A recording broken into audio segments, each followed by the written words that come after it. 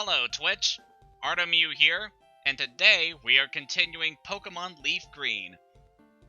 Last time, we arrived in Saffron City and rooted out the evil Team Rocket from Silphco, halting their plans for the time being. Since last time, we have seen a significant change into our current team.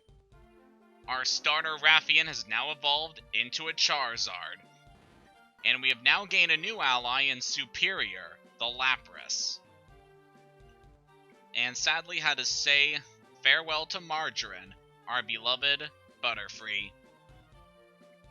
As you can see on the left side of the stream, I've updated my team's art to include Raffian's new form as well as Superior. I definitely had a lot of fun on drawing these new additions to the team, and you can find the full art on my DeviantArt account, which there's a link provided in the stream. Today, it is time that we finally take on the Saffron City Gym Leader. Just a heads up, this gym can be very tough, so you definitely want to have a strong team going into here. I've already trained up my team at a very good level for taking on this gym, I'd say.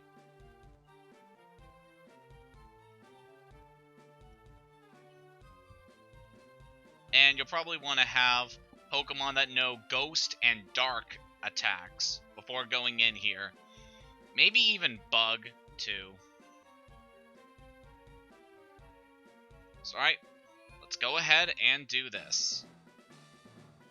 Yo, champ in the making! Sabrina's Pokemon use Psychic power instead of Force. Fighting Pokemon are especially weak against Psychic Pokemon.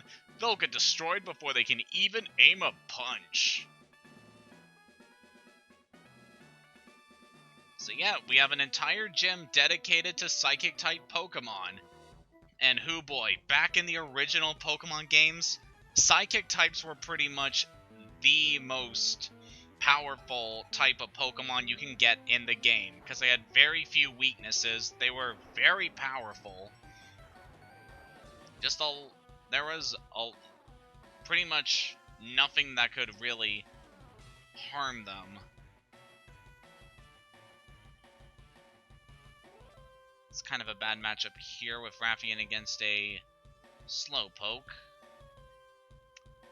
But then again, this thing is lower level than me, and I am a fairly powerful Pokemon, so let's go ahead and try out a Fly. I don't think this should give us too much trouble. Unless we miss. Thanks for that, Raffian.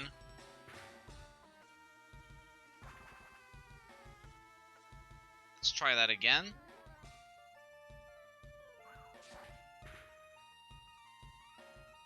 Oh yeah, we got this. Let's actually use Flamethrower now to finish it. It's not very effective, but it should do enough. Yep. That's very nice. Now let's send out someone who can do a bit more damage.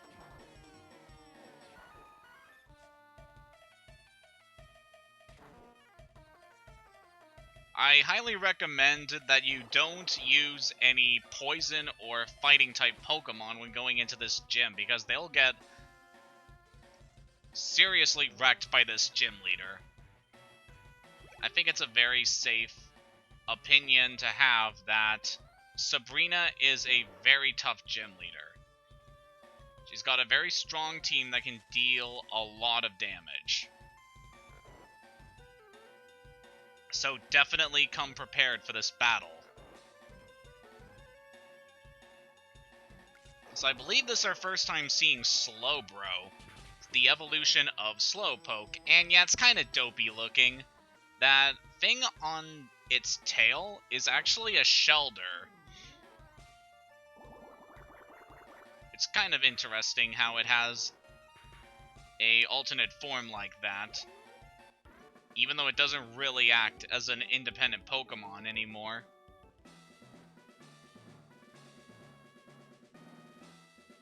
Apparently it was planned to have that as an alternate evolution for Shelder back when they were developing Pokemon Gold, so...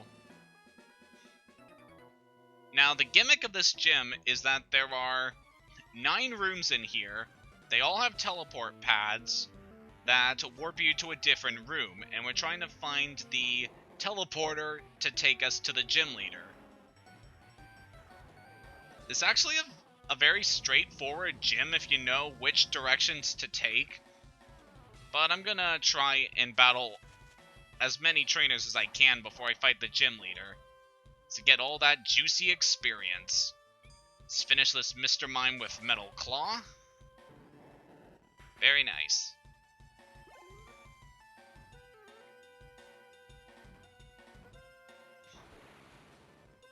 And while I'm just rooting out all the trainers in this gym, there's a few things that I would like to talk about. Namely, the new information about Let's Go Pikachu and Let's Go Eevee. I've already pre-ordered my copy of Let's Go Pikachu, so that's pretty good.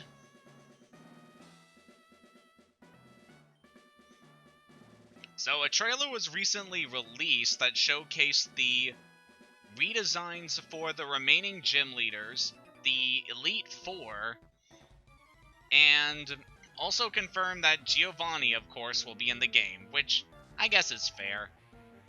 He's using the Persian that he used back in Yellow, so I guess that's fair. And yeah, as a whole, I really like the new designs they have for the gym leaders in Elite Four. It's like, they still keep the spirit of their original designs while still having a lot of new details put into them. Like how Sabrina's hair is whipping around her because of her psychic powers. That Blaine's tie is kind of burned at the tip. That Agatha's walking stick is now based on a Gengar. I really like the small details they put into the new designs. It really does capture the original feel of the characters while still being something entirely new, which I think is good for a remake. Also, the trailer confirmed that free characters would be returning to the games. Obviously, they're blue and red. The original rival and the original character are from the Generation 1 games. But something that was really surprising, especially to me, was the reveal that Green would be included too.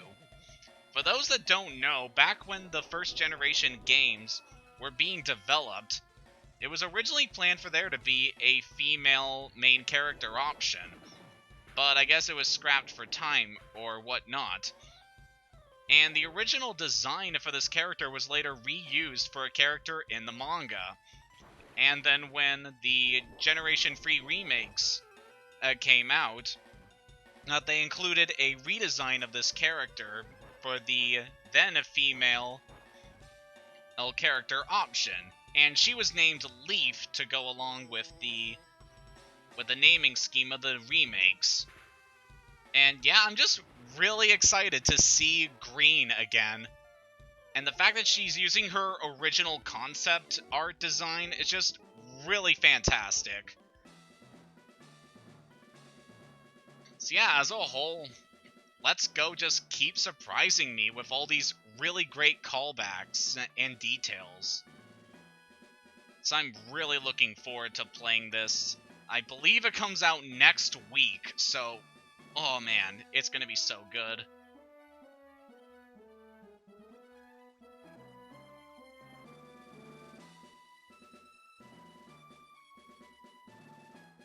Navigating this gym can be a bit of a pain.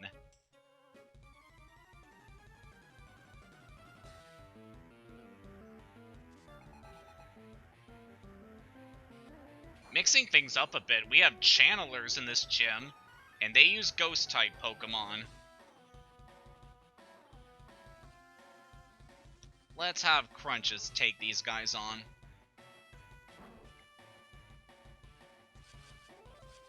A little known bit of trivia about the series is that since the very beginning in the Pokemon lore, Ghost Pokemon have always been considered strong against Psychic-type Pokemon, which leads to a bit of, I want to say, contention with the fact that the original Generation 1 Ghost Pokemon were also Poison types, and thus were also weak against Psychic attacks themselves. Crunches just got hit with Destiny Bond. That is a rather annoying attack. It makes it so that any Pokemon that gets afflicted with Destiny Bond, if it manages to KO its opponent on the same turn it got Destiny Bonded, then it gets taken out as well. So it's a very annoying attack to have to deal with.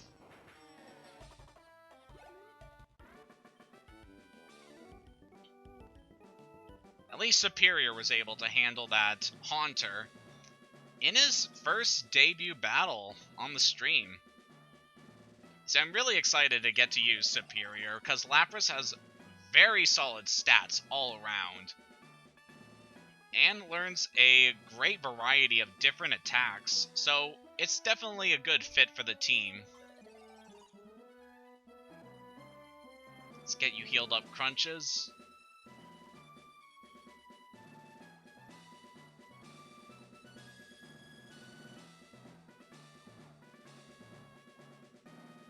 Should only be 3 more trainers to fight, and then we're done with here.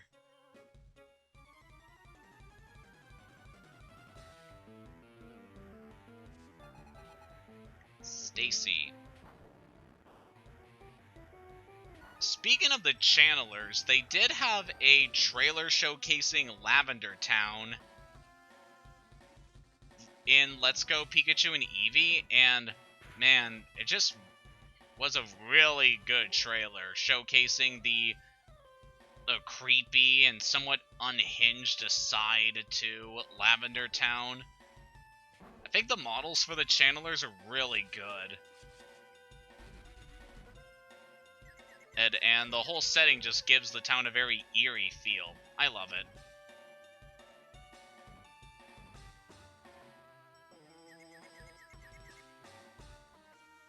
Alright, Crunches! Nail that ghost. Crunches is probably going to see the most action against the gym leader.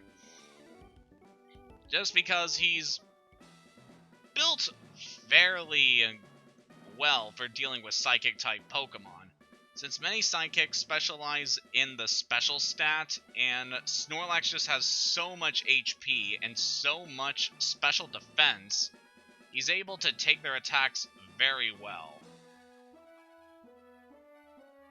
And because he has Shadow Ball, which is based on his physical attack stat, he'll be able to do a lot of damage in return. So yeah, he's definitely going to be very helpful in this battle.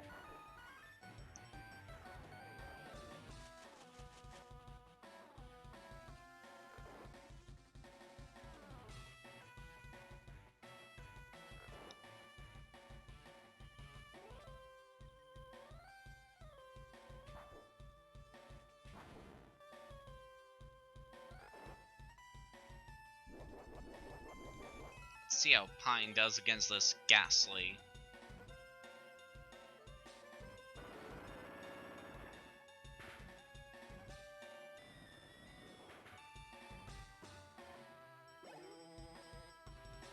Very nice.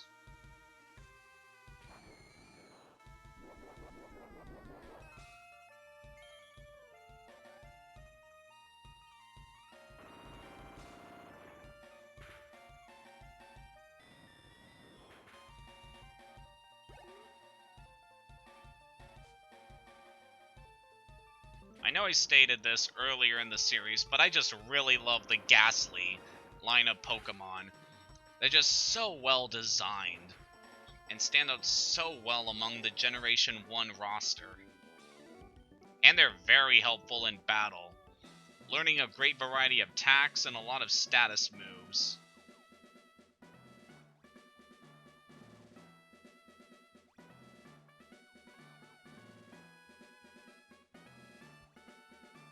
Should be one more guy to fight. Perfect.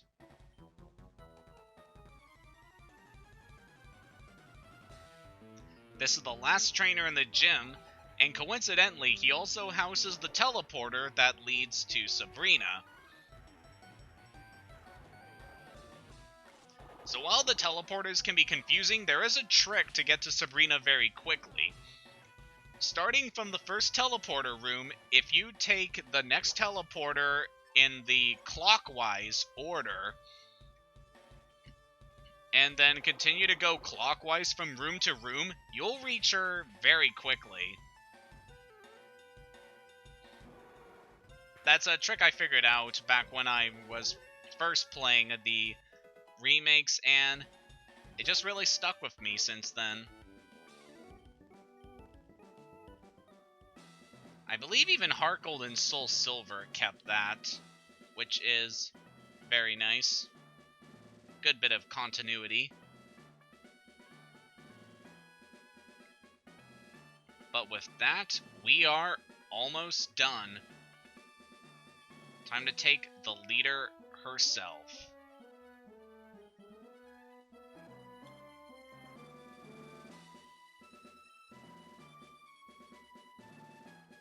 Just heal up the team so that everyone is refreshed.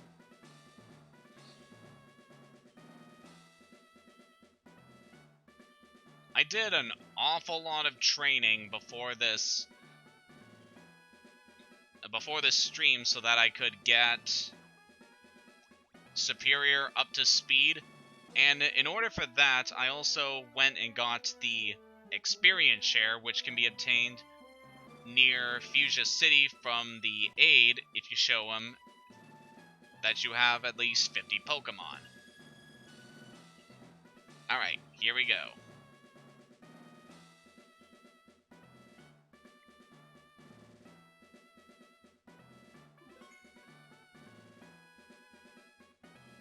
I had a vision of your arrival. I've had psychic powers since I was a child. It started when a spoon I carelessly tossed bent. I dislike battling, but if you wish, I will show you my powers. Among all of the Generation 1 gym leaders, Sabrina's always stood out to me as just a really cool character. And part of that has to do with her anime portrayal, where she is just really creepy. Where she pretty much just closed off her own childhood just so she could focus on honing her psychic abilities, losing her humanity in the process and becoming this really cold and ruthless person.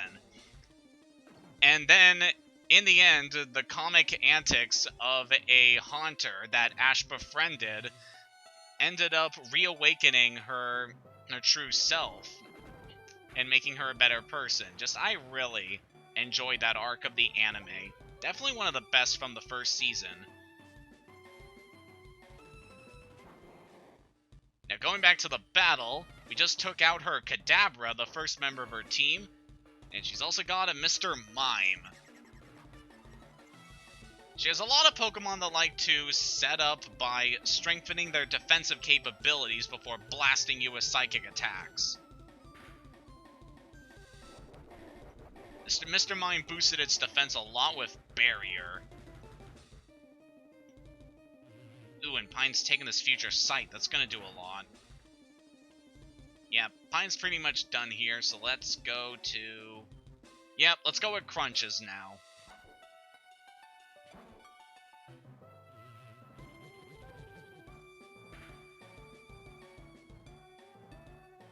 Alright, Reflect wore off. That's good. How am I faster than this thing? Oh wait, that might be the Quick Claw in action. Right. Yeah, I did give Quick Claw to Crunches because of his low speed, to give him more of an edge. Next up is Venomoth, which is not a Psychic type, it's a Bug Poison type. So let's let Raffian handle this thing. Burn them off! Anyone remember those moth memes about them being obsessed with lamps? That meme just seemed to disappear very quickly. And now here is her ace, Alakazam. One of the fastest and one of the most powerful psychic types, even to this day. Sabrina's strategy with this Alakazam, ooh, Quick Claw again, is to have it set up with Calm Mind, boosting both its special attack and its special defense to make it even more powerful and also more durable, and then just unleashing powerful psychic attacks against you.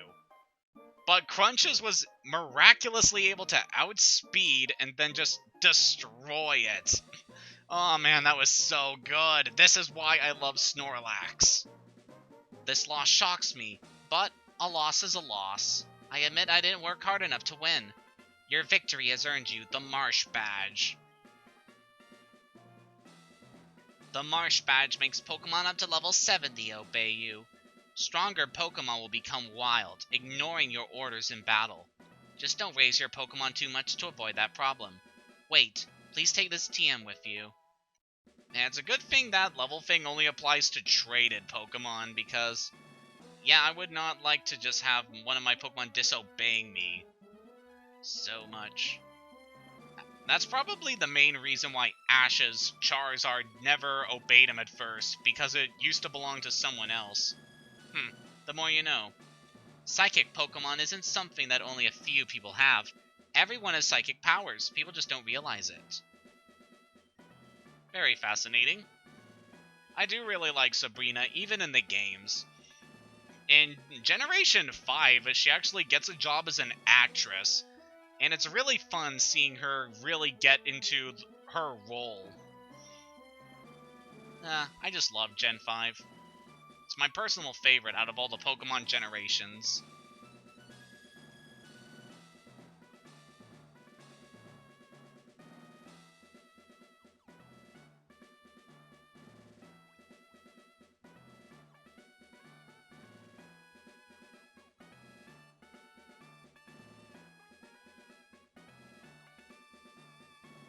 And with that, we are all done with Saffron City. Well, partially. There is still one more thing we can do. It is optional, but I guess I might as well get it out of the way.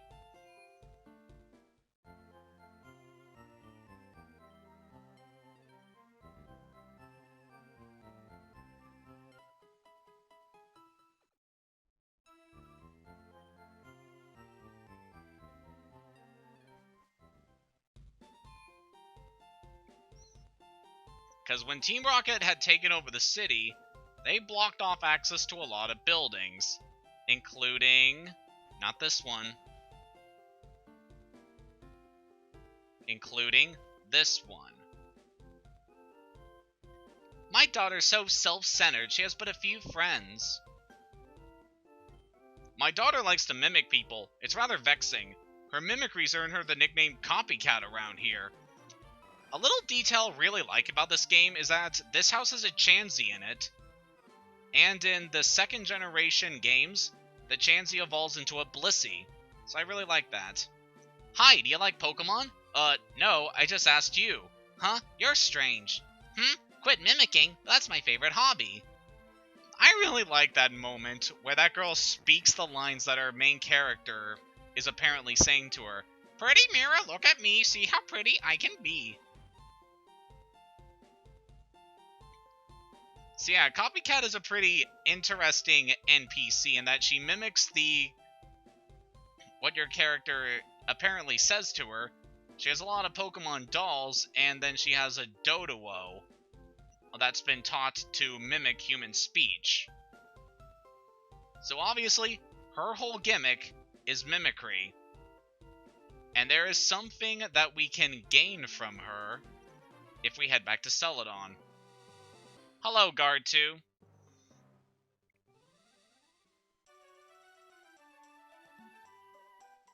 So we want to head to the department store. And we'll want to head to, I think, the 4th floor.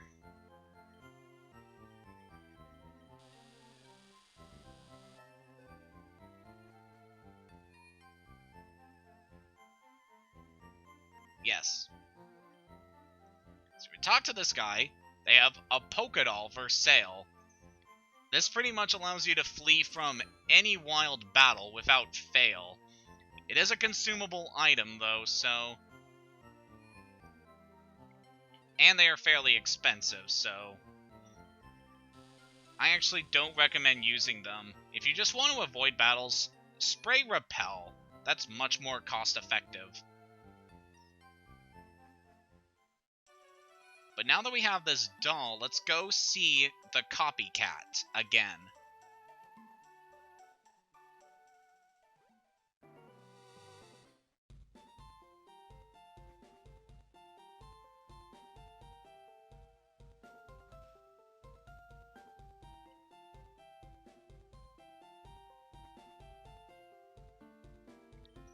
Oh wow, a Pokédoll! For me? Thank you! You know what? I can teach the move Mimic. So yeah, by giving her that Pokédoll, she now grants us the ability to teach one of her Pokemon Mimic. It's not an attack I'm particularly like to use at the moment, but if you would like it, it's definitely worth your time.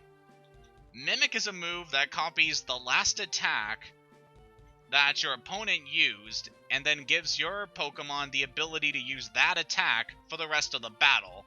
It goes back to being Mimic after the battle finishes. It's a pretty interesting attack, but I don't really find any use for it.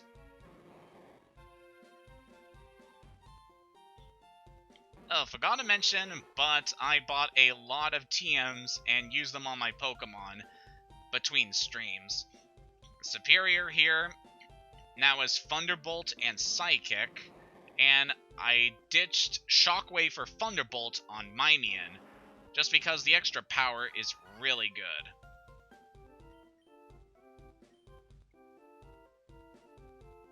But now that we've beaten Sabrina, there is a lot of different stuff that we can do now. If we go and check the map, there is a lot of different areas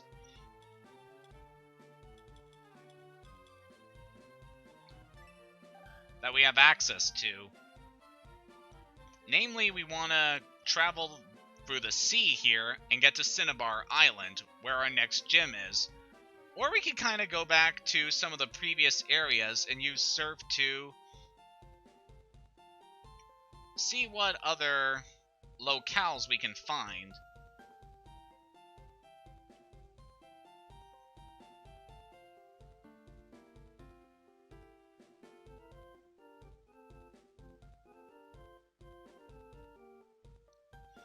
Sorry, Guard2, I'm committed to using a Mr. Mime through this run. Alakazam is a good Pokemon, but I prefer Mr. Mime.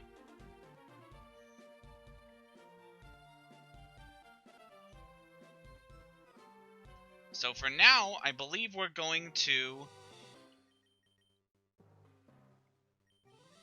head south and try to get to Cinnabar.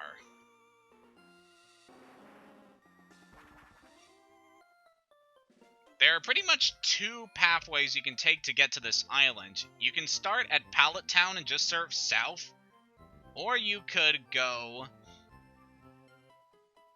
from Fuchsia City and then surf south and then to the west. Either way is a good way to get to the island, but there is some interesting stuff that you can also obtain if you take the Fuchsia path.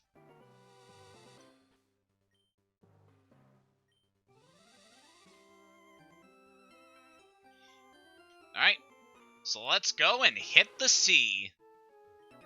I look at the sea to forget all the bad things that happened. Ugh, you and me both, man.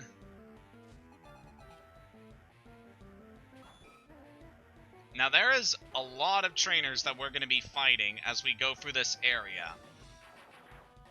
And I think now is a perfect time to go over some other things that I would like to discuss.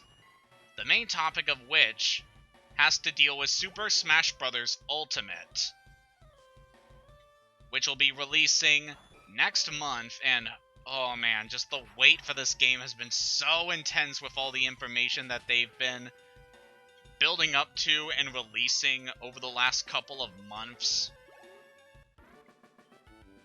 And very recently, they had what seemed to be the final main trailer for the game, and just, it was a fantastic trailer to me. They revealed that Ken from the Street Fighter series will be joining as an Echo for Ryu, and that Incineroar from Pokemon Sun and Moon will be joining the roster to represent those Pokemon games. And I am fairly happy with both of these inclusions. I think they represent their series very well, and they seem very fun to play as. And for some reason, Piranha Plant is also gonna be a fighter. I mean, that's cool. It's definitely a very odd choice, but I kind of like it just because of how silly it is. And honestly, out of all the basic Mario enemies that they could have included as a fighter, I think Piranha Plant fits very nicely and has a good variety of different attacks it can use.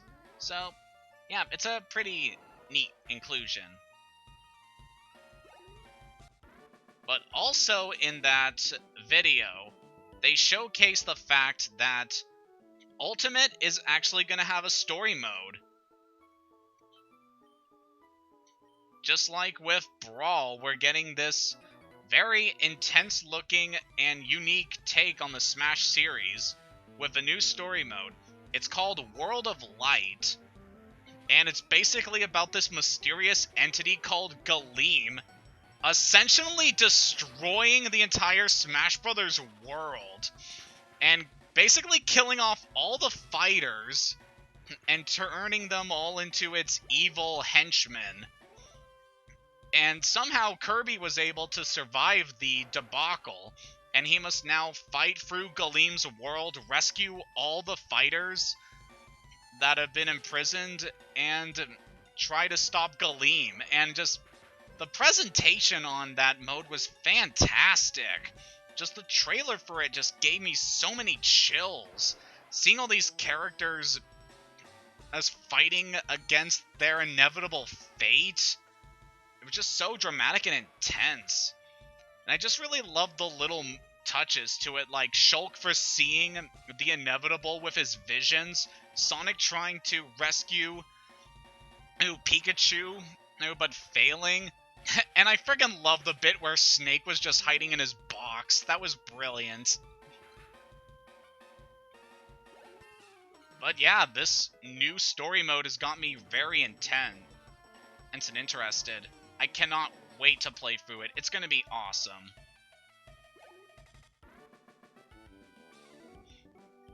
Surprisingly, there is kind of a story behind it.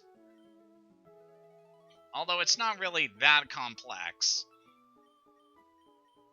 In the first Smash Bros. Game, the justification for all these Nintendo characters battling each other is that they're toys that have come to life.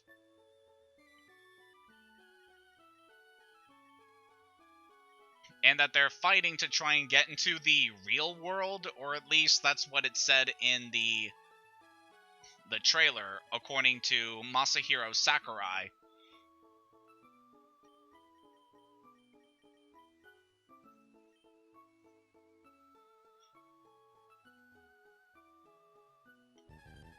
Honestly, the intricacies about the Smash Bros. Series isn't really the main draw to me. It's just getting to fight all these characters. Getting to pit different people against each other. And just have a good time with friends. Like, that's what really matters to me.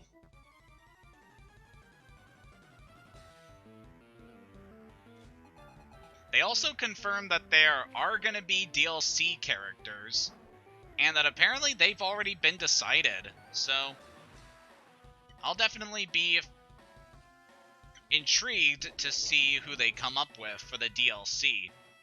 Personally, I have my own hopes and my own picks. If they don't get chosen, that's fine. Because just as a whole, Smash Ultimate is just a fantastic game. with all the things they've included, all the concepts they brought back, and all the new ideas they've added. It's just... I'm really looking forward to this game.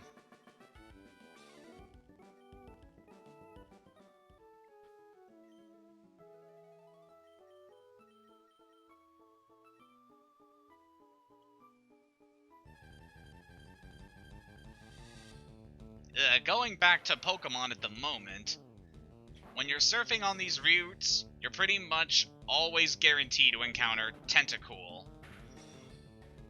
And despite being very common, they're actually pretty good.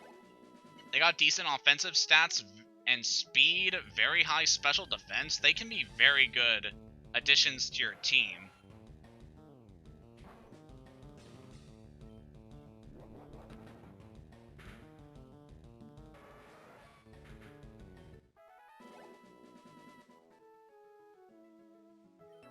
Looks like we got another double battle here. This should be fun. Sisson Bro, Leah, and Luke. Huh, 2 goldfish. How quaint.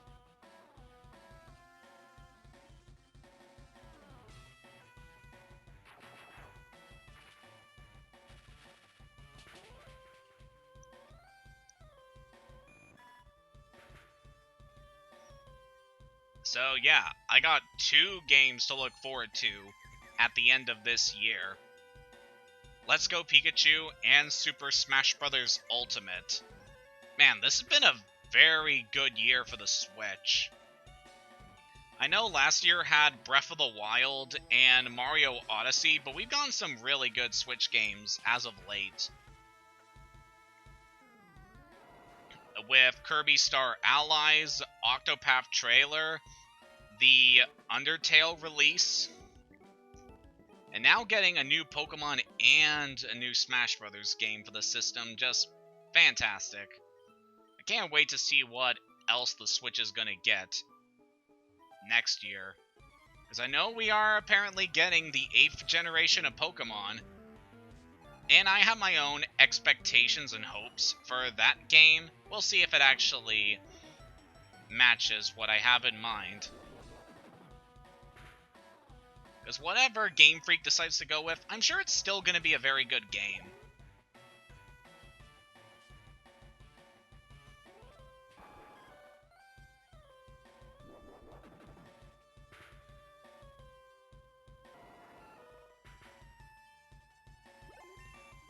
Because that's kind of the struggle of being a fan of a franchise for so long.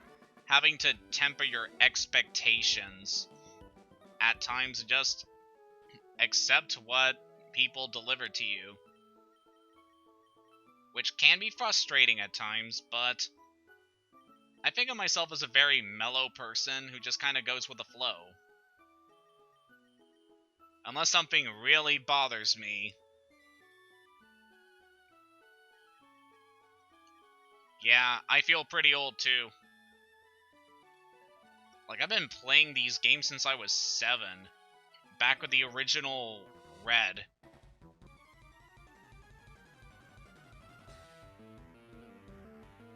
It's been quite a wild ride. But thinking about all the different things the series has done for me personally and what it means to me, I can't really imagine this series being any different.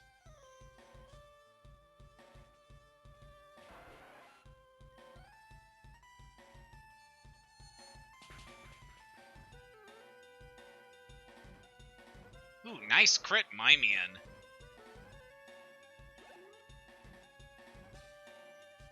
Because you have access to this area as soon as you get Surf and defeat Koga, you can, if you decide to go here after dealing with Sabrina, there's a good chance that you're over-leveled for this area, which I definitely am, sadly, so things aren't going to be a whole lot challenging. Ah, Tentacruel! The evolution of Tentacool, and damn is it cool! I love this thing's design. It's also one of my favorite poison Pokemon.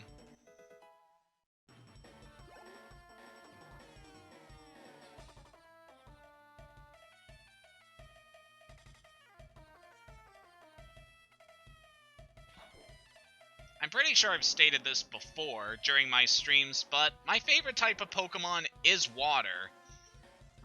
Just I've always been fascinated with the oceans and all the different species that thrive there. And just the sheer variety of all the different water Pokemon, all the different creatures they're based on, and just how dang useful many of the water Pokemon are in battle. Like, they learn a lot of different attacks.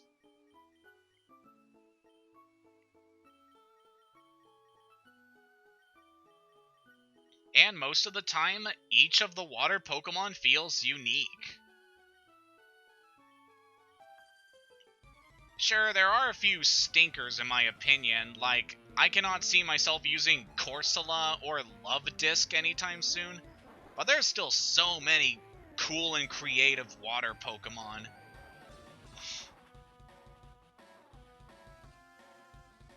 Like, the first generation, while introducing so many water Pokemon, just scratch the surface when it comes to the different ideas.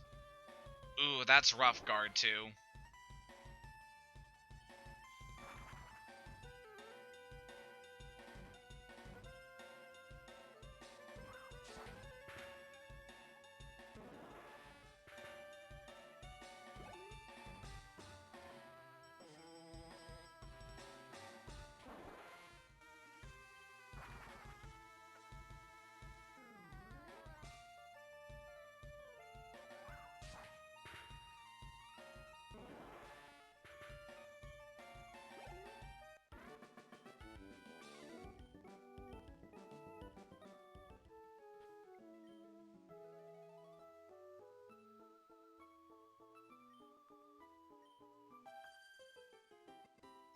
My other favorite types of Pokemon are Dragon, just because pretty much every Dragon-type Pokemon is very useful in battle, and usually have really great concepts behind them.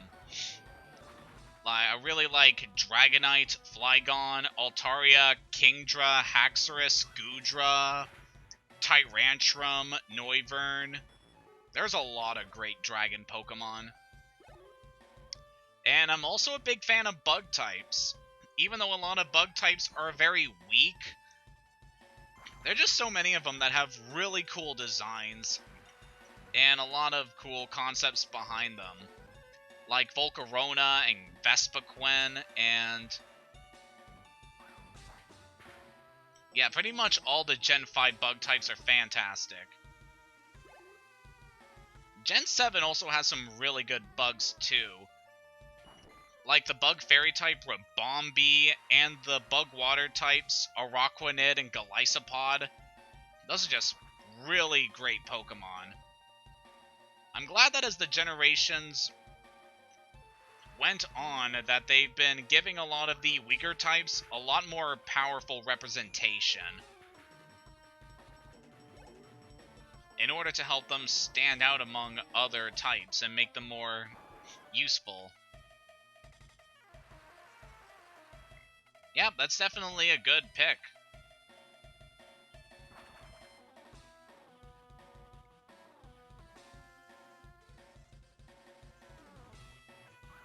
I do really like Sceptile. It's got a great design.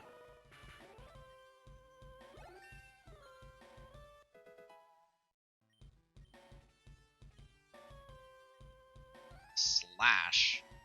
That could be helpful. Yeah, I don't see myself using Growl anytime soon. With a Pokemon as fast as powerful as Charizard, my time is better spent just dealing as much damage as I can. Alright, let's test out our new move. Sometimes it's good just to have a neutral but very powerful attack. Yes, you did. I was also considering getting an Iron-tailed TM for Raffian to replace Metal Claw. I just decided against it because while it be very powerful, it also has less accuracy.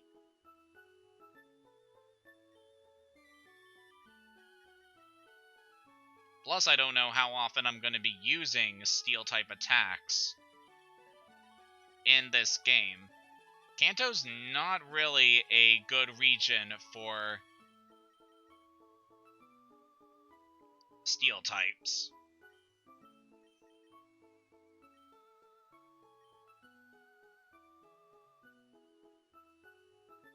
Route 20.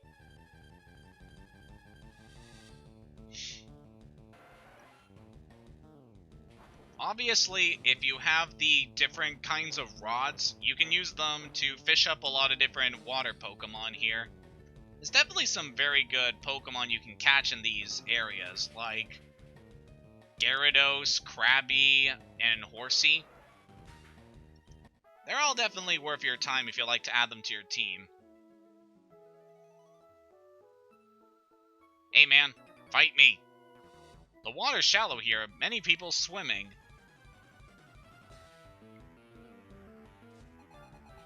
And yet, here I am riding on my Lapras.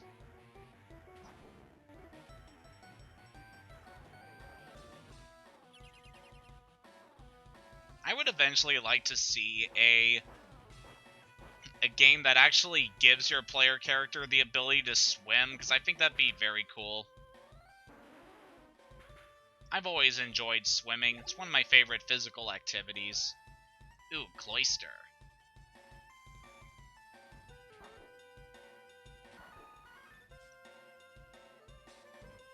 Cloyster is the evolution of Shelder if you use a Water Stone on it. It changes from a pure water type to a water ice type.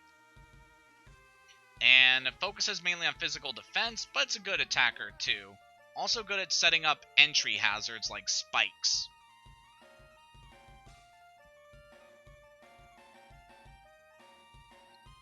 No, come on. There we go.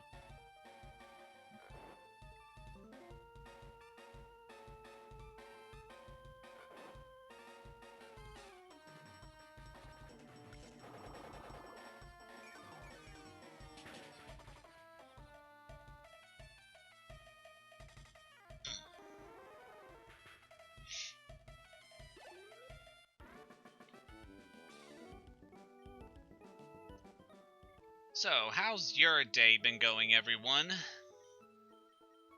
My day's been pretty fine.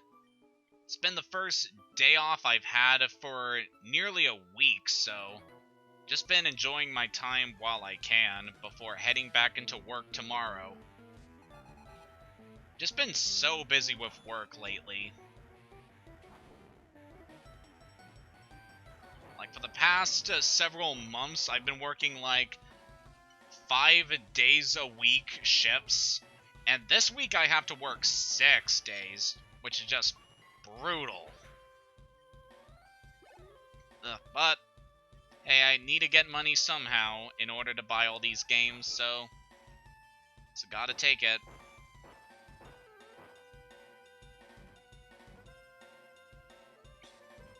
I'm also getting back into playing Terraria, and I've been making some good progress on that game. It's another one of my favorites. I would definitely like to consider streaming it again sometime.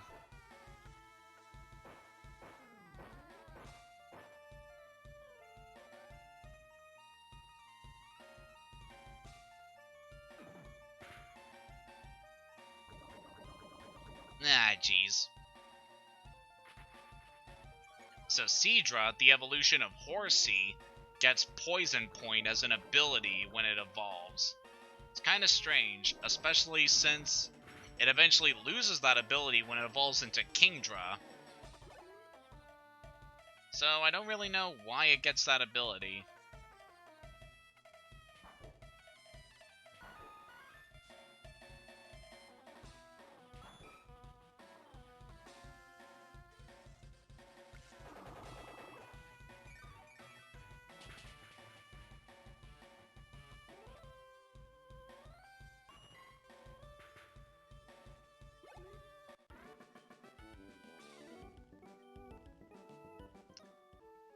nice.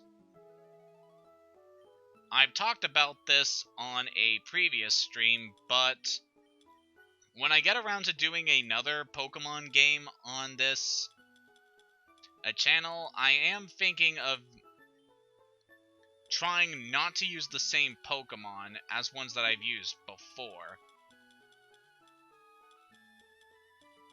Just to keep things more original and interesting throughout the different streams.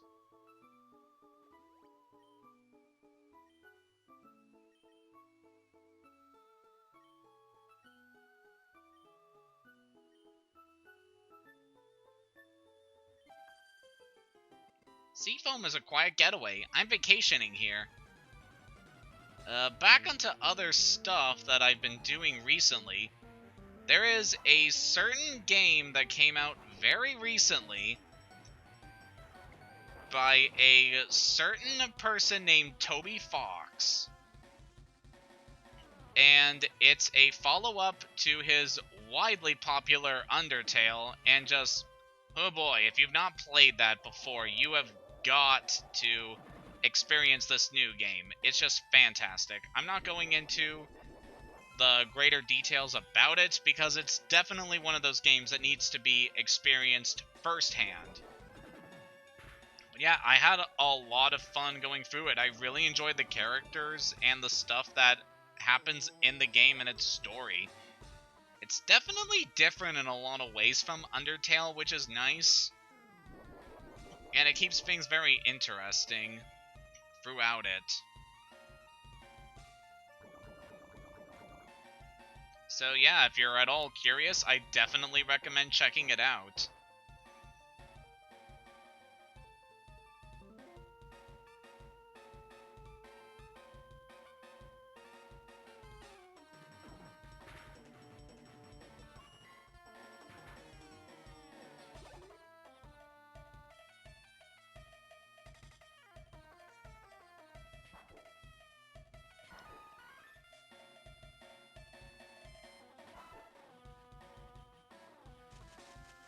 Go to sleep, you.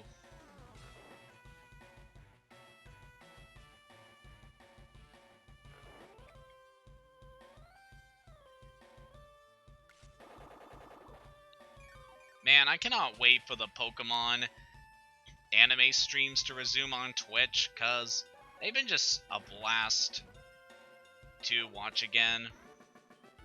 I've talked about the anime a bit in my previous streams, but just, it's been really fun catching up with the show again after all these years.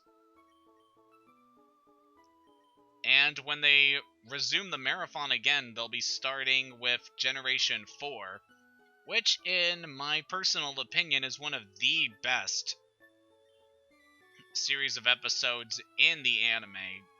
Just, I felt that that season is very good with its characters and its story.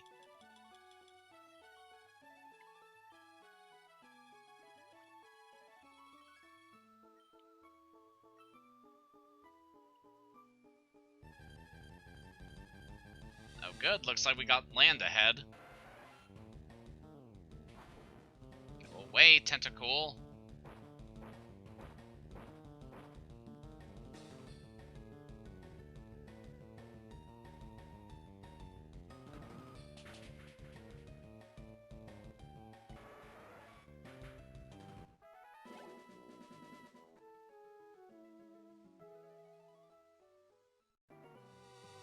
Strong trainers and water Pokemon are common sights in these parts. They say that Misty of the Cerulean Gym trains here. So this area is the Seafoam Islands, named after the color Seafoam, which is kind of like a bluish green. It's kind of nice. Yeah, just as long as you're not sleeping with the fishes, lady.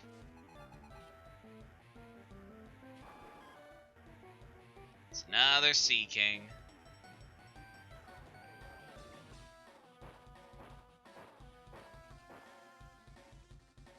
I wish I got to use Sea King a bit more, because it just looks really cool how it's this giant goldfish with that horn on its head. But in a lot of the early generations, it's just not that good, because it doesn't have any water type attacks that it can take advantage of with its high attack. Later generations it's a bit better, but by then they've introduced so many water types that Seaking feels very outclassed.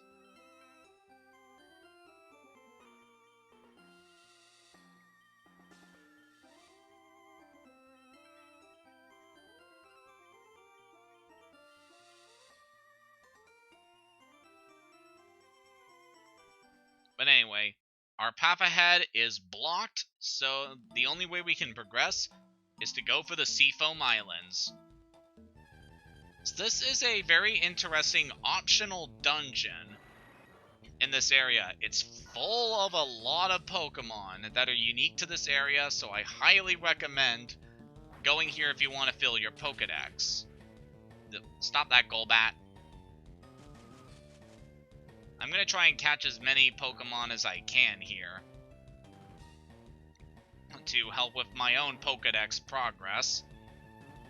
But there is also something very important here that I definitely recommend you try and find. So hopefully we'll get to see it. Let's use this Nest Ball on this Golbat.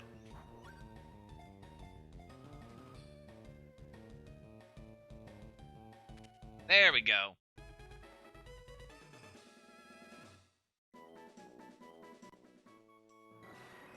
Once it bites, it will not stop draining energy from the victim, even if it gets too heavy to fly.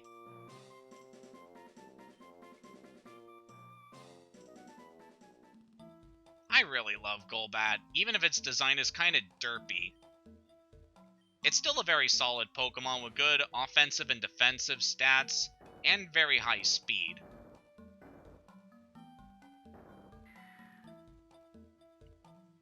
In order to progress with the Seafoam Islands, you need to have gotten Strength from the Safari Zone Warden.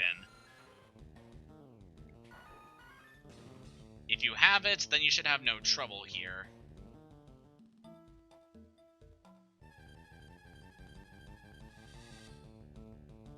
Go away, Zubat, I don't need you.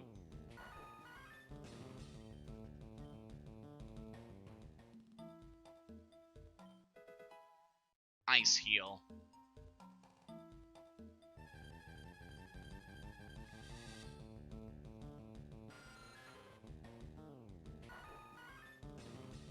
Yeah, we're seeing mostly bats right now, but this area definitely has a wide variety of Pokemon.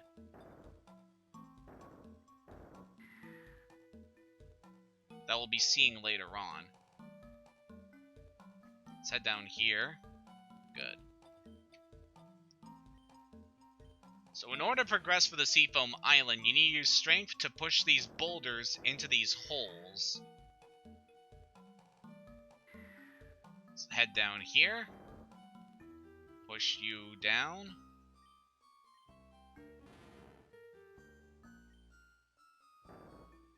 Once more. Alright, and that should partially solve this puzzle. Yep, as you can see there, the boulder is now resting in that river. There's a strong current in this area that will push you into... that will essentially push you away from the room that leads to the exit of the Seafoam Islands on the other side. So in order to traverse through this area, we need to push the rocks down in order to block off the current so that we can reach the exit. But while we're doing that, there are just so many Pokemon we can catch here, so I'm in no hurry. So this little guy is Seal. It's a water-type Pokemon that will eventually evolve into a water-ice type. Its evolution is pretty good, I just prefer Lapras. It's my water-ice type of choice, obviously. The protruding horn on its head is very hard. It's used for bashing through thick icebergs. Also, it's a seal, and its name is Seal. Very creative, guys.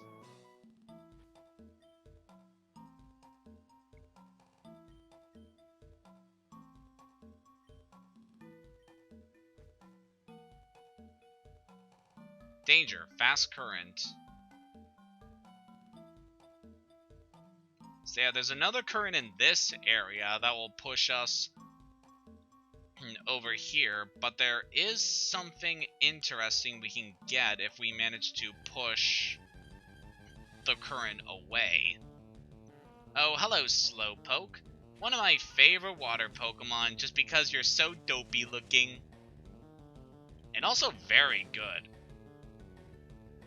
Slowpoke is a water psychic type, which are both very good offensive and defensive types. So I do recommend Slowpoke. Although it is very slow, obviously.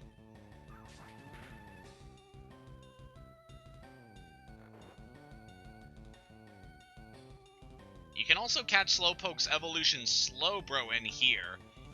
Its other evolution Slowking is unfortunately not available for the time being. You need to get a certain item and trade Slowpoke while it's holding that item in order to get its evolution.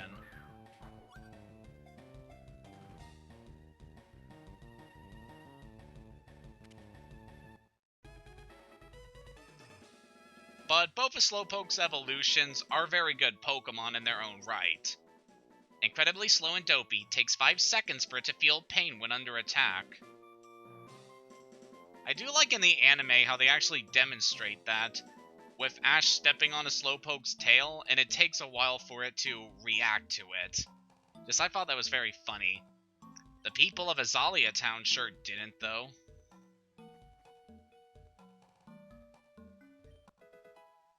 Ooh, Big Pearl. We can sell that for a lot of money.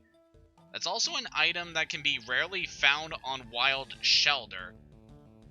Oh, would you look at that? Slowbro. You're also fairly under-leveled. Normally Slowpoke evolve in a Slowbro at level 37. So what this thing is doing 3 levels lower, I don't know. Then again, in Gold and Silver, you can find Slowbro as low level as 20, so whatever. Ooh, that was close. Good thing Slowbro is very bulky, or it wouldn't have withstood that attack. Alright, let's catch this guy.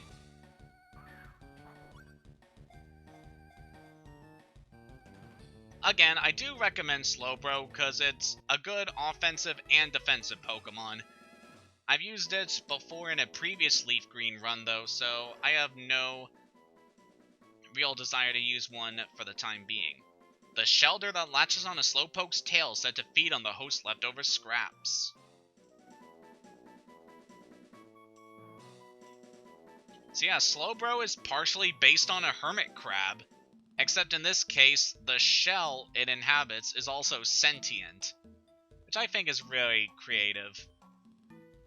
Japan, how do you come up with all these weird things?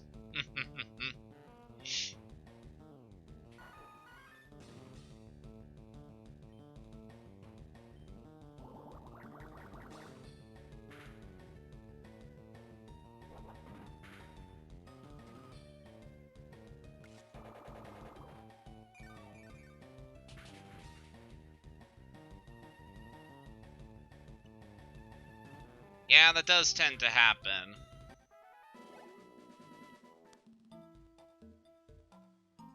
I remember when I was first playing Ultra Moon, I was using a Slowpoke on my team, and my thought was that if I managed to find a King's Rock before my Slowpoke reaches level 37, then I will evolve it into a Slowking. Ooh, Waterstone, nice. And if I didn't find a King's Rock by then, I would just let it evolve into a Slowbro. The funny thing is, eventually I did reach level 37 and allow my Slowpoke to evolve into a Slowbro. And almost immediately after that happened, I broke a rock And it just happened to drop a King's Rock, and I was so furious at the game for that. Oh, man.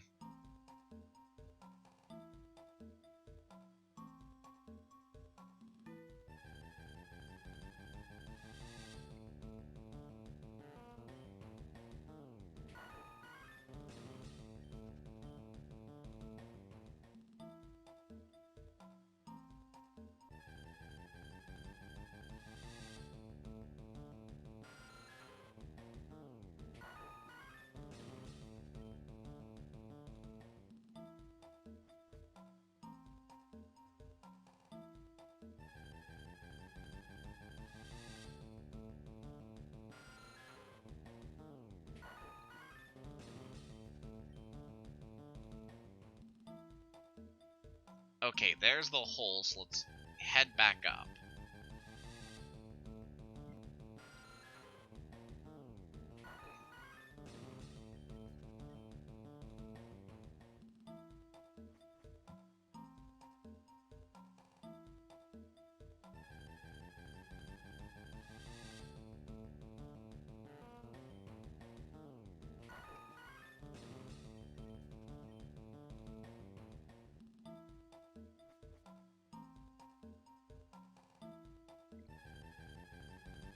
Alright, we're back up here.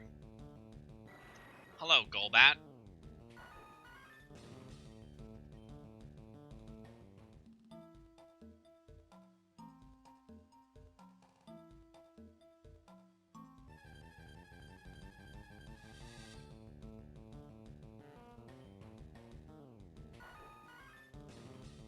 Yeah, fine, take this.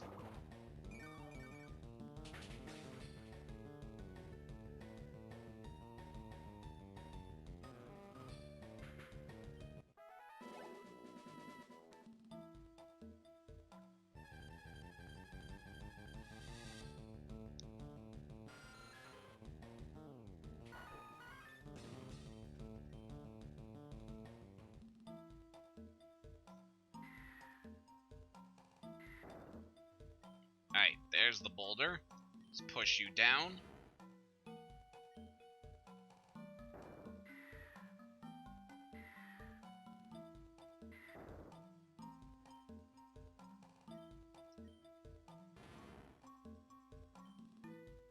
And we'll move you down here.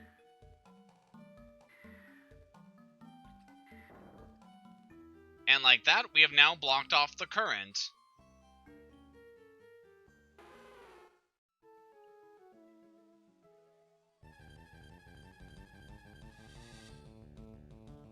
Hello, Slowbro.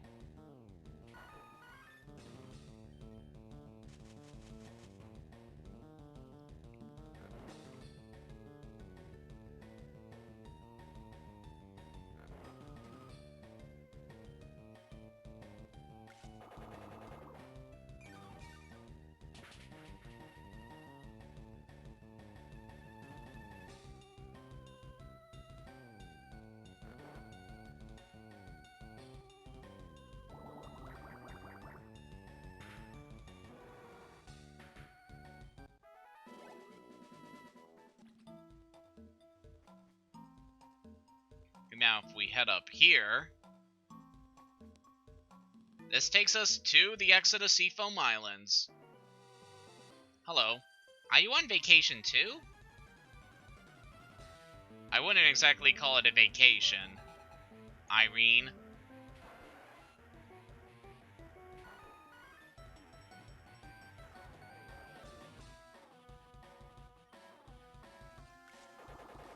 Alright, Bella, let's Giga Drain you. Good. For a moment I thought that tentacle had Liquid Ooze and that would have damaged me.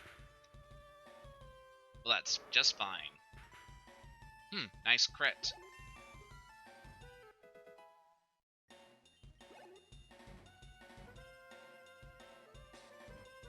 Let's let Superior handle this one.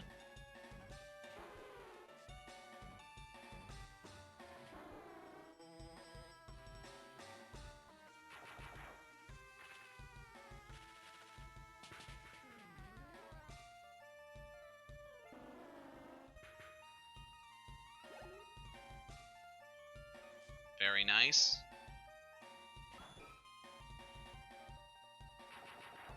I should take out this horsey too. Great.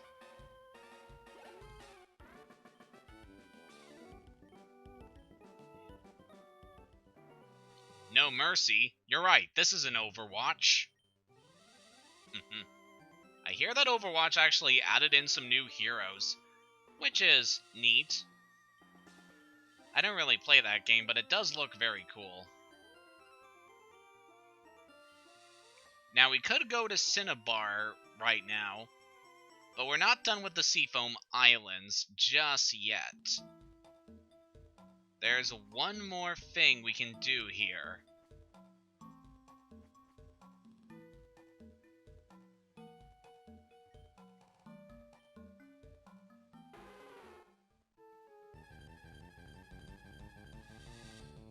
Before doing this thing that I'm going to do, I highly recommend that you stock up on as many Ultra Balls as you can.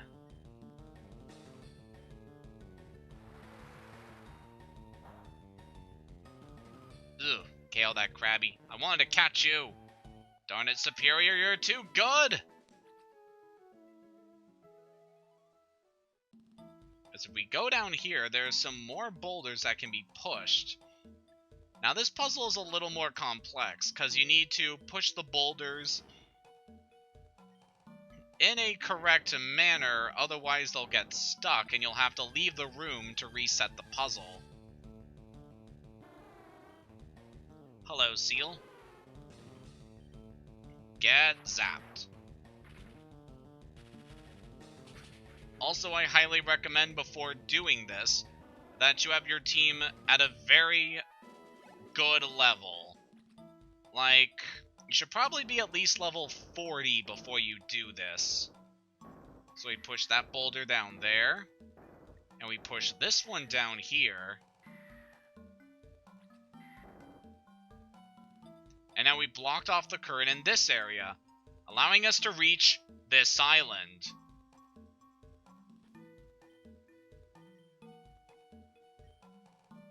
Before doing anything else, I highly recommend you save your game.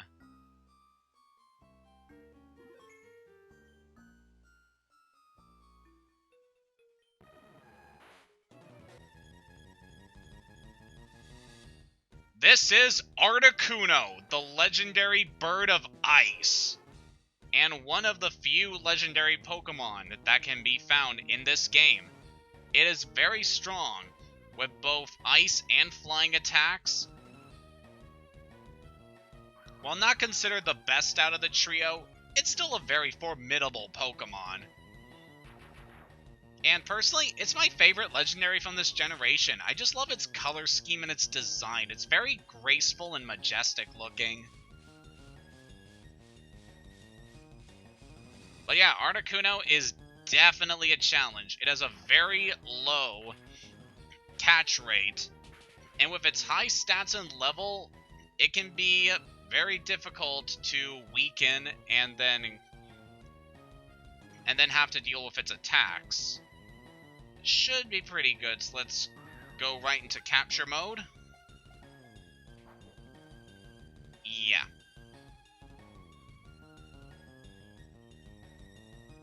So I might actually switch to Bella and try putting it to sleep, because that will make it easier to catch. Also, as you may have noticed, the battle music is changed slightly for this encounter. The legendary birds use a higher pitched version of the normal battle theme, which I think is a nice touch to add a bit more significance to these encounters. See if we can weaken you a little bit more.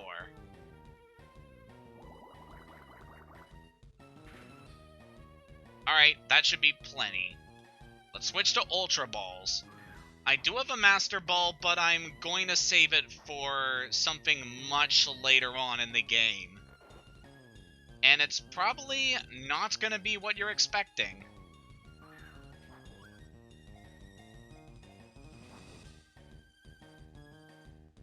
So I should definitely have a lot more Pokeballs for this encounter, but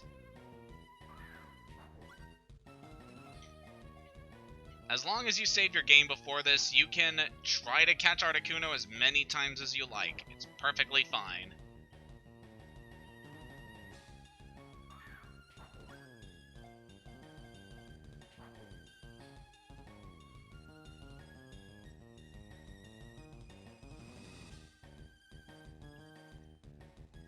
Nah, man, out of sleep powder. So Articuno really hasn't gone on the offensive yet. I'm pretty sure it does have some strong attacks. But for some reason it just wants to use agility.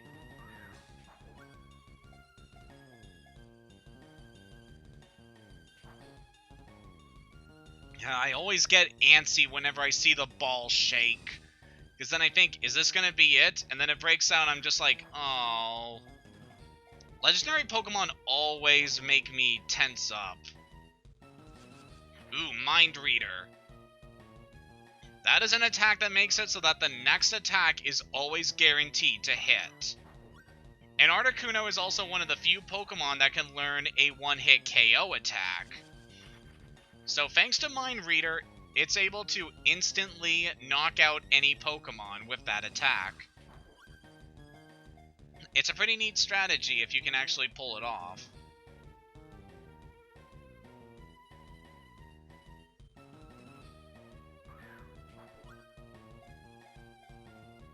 Come on. Ooh.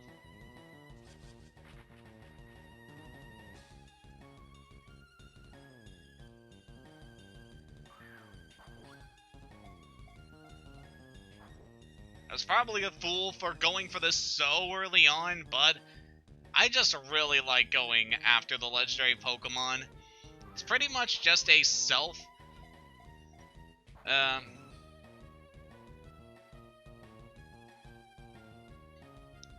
how to put this? It's a self-inflicted challenge, or just something along the lines of that I feel like every Pokemon player has to go through.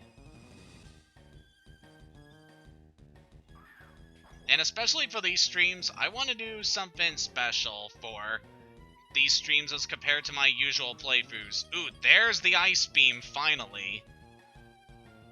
So I decided that for these Pokemon streams, I will go out of my way to catch all the legendary Pokemon that are available for me. So I actually... Oh yeah, it's a good thing I kept Yawn on Crunches, because I can put it to sleep this way.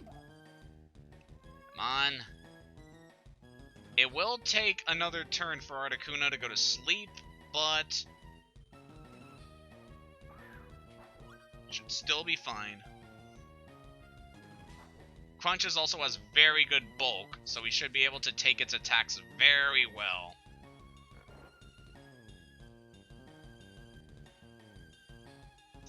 Alright, thank you, Guard 2. Take it easy.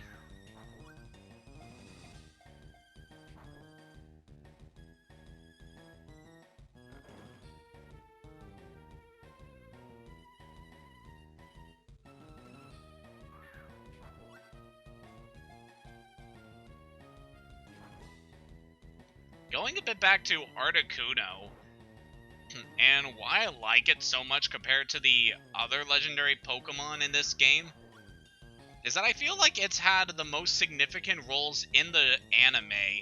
If you've... Wow, we got it!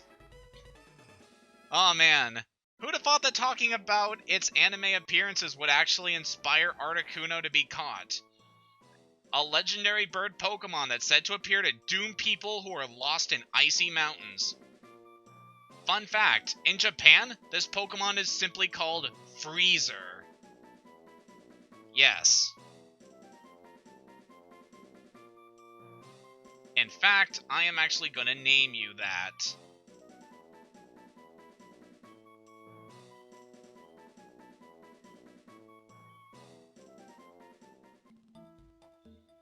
Oh man, I didn't think we would have such an easy time catching that thing. But yeah, going back to what I was saying earlier, Articuno to me feels like it's had the most significant appearances in the Pokemon anime.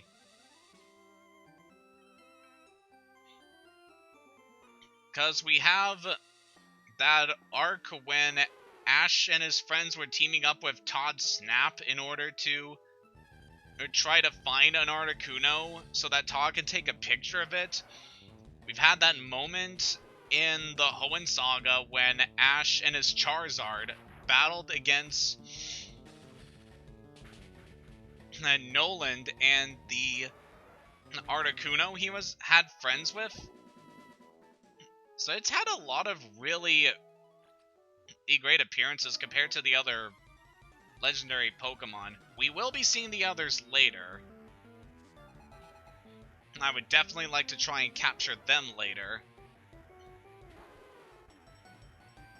But for now, we should head off to Cinnabar.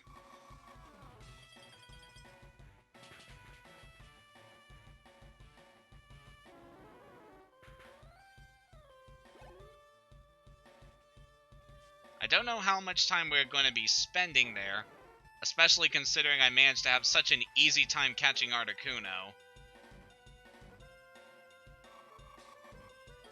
But we should be able to get a good amount of stuff done there. Because there is some other stuff that I do want to save for the next stream. Which I don't know when that's going to happen, because I don't know my work schedule for next week yet. But I'll try to do another stream soon. There's actually not a lot of training I have to do, so that's good at least. Oh no, now what am I to do? I don't know, man.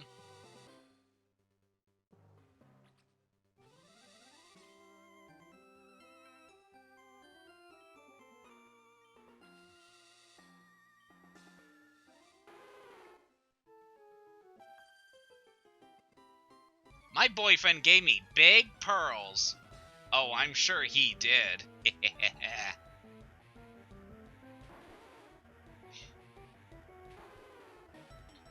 Oh, by that you mean he gave you oyster Pokemon. Okay, whatever.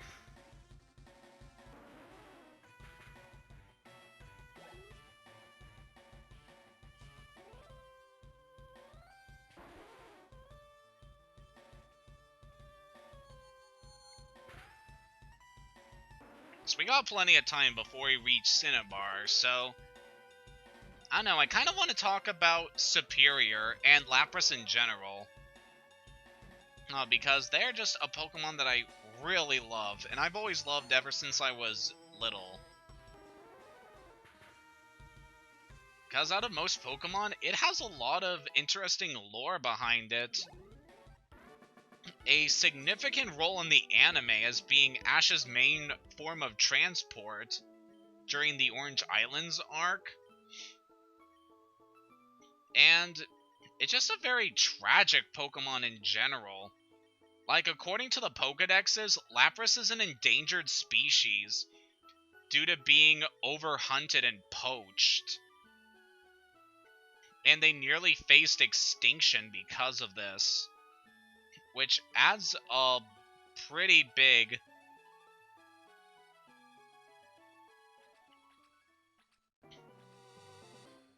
I want to say, it just makes them feel much more tragic and complex compared to other Pokemon, that they've had to face this great struggle in order to survive. I don't know, it just makes them more endearing to me because they had to go through these hardships. But I believe that things are getting better for them, because I believe the Sun and Moon Pokedex entries mention how the Alola region has a nature preserve dedicated to protecting colonies of Lapras. So it's nice to know that the species is thriving in some areas. I think it's very nice for them. Especially because it's one of my favorite Generation 1 Pokemon. It's got such a fantastic design. I love it. And they're so useful in battle too. Like, as you've seen from his moveset, Superior gets a lot of different attacks.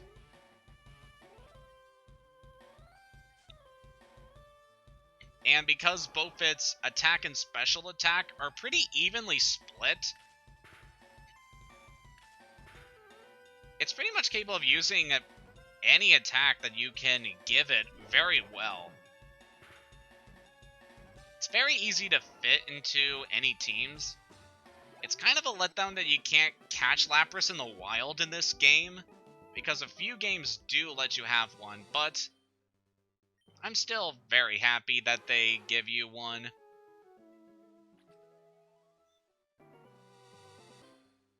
Oh, I still have the Versus Seeker. I was wondering if I had the item finder, actually. Because I do feel like there are items on these sandbars. Where is it?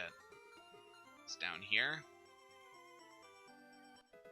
Stardust. That's an item that tends to be held by Wild Staryu. You just sell it for money. It's nothing too important. The Pokemon Mansion. Ooh, maybe we'll see that later. Cinnabar in the West has a lab for Pokemon. My daddy works there.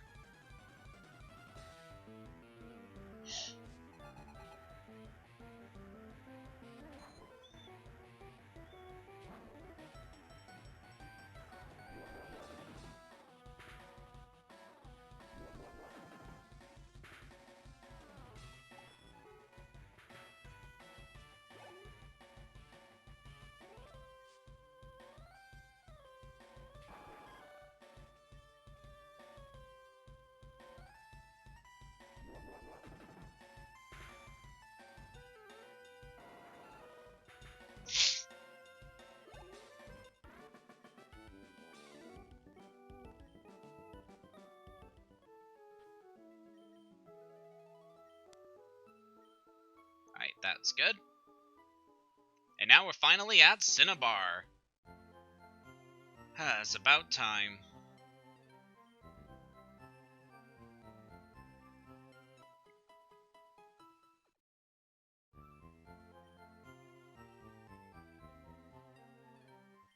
I came to visit the Cinnabar gym, but the door's locked tight.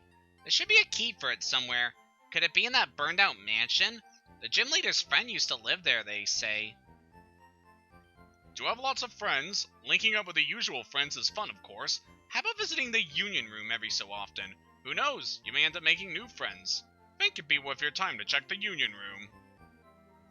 Pokemon can still learn techniques after canceling evolution. Evolution can wait until new moves have been learned. Yeah, that is a strategy when you're raising Pokemon. Because Pokemon that haven't evolved learn their attacks much faster than evolved Pokemon do, it can be a good idea to hold off on evolution until they get those attacks. Boy, we've caught quite a few Pokemon so far. As you can see here, Wild Seal have a chance of holding Aspear berries, which basically work like ice heals. Yep. Here's our Articuno. It's got a naughty nature, which isn't that good for it, but whatever. It's more of a defensive Pokemon compared to the other legendary Pokemon, which can be a bit of a downside to some people, but I still really like Articuno. It's got a fantastic design. And it's got really nice lore behind it, too. Like, according to legends, Articuno is said to appear to people that are lost up in the mountains and then guide them to safety. I think that's really cool how it has this sort of protector-like mythology to it. Just really makes the Pokemon feel unique. Let's go to the mart and restock on items, because we used quite a few getting here. Let's buy back some Ultra Balls. And let's buy some more Great Balls, too.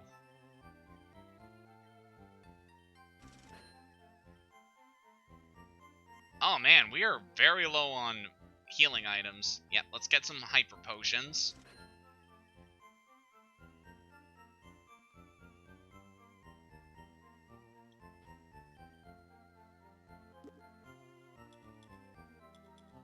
that's much better.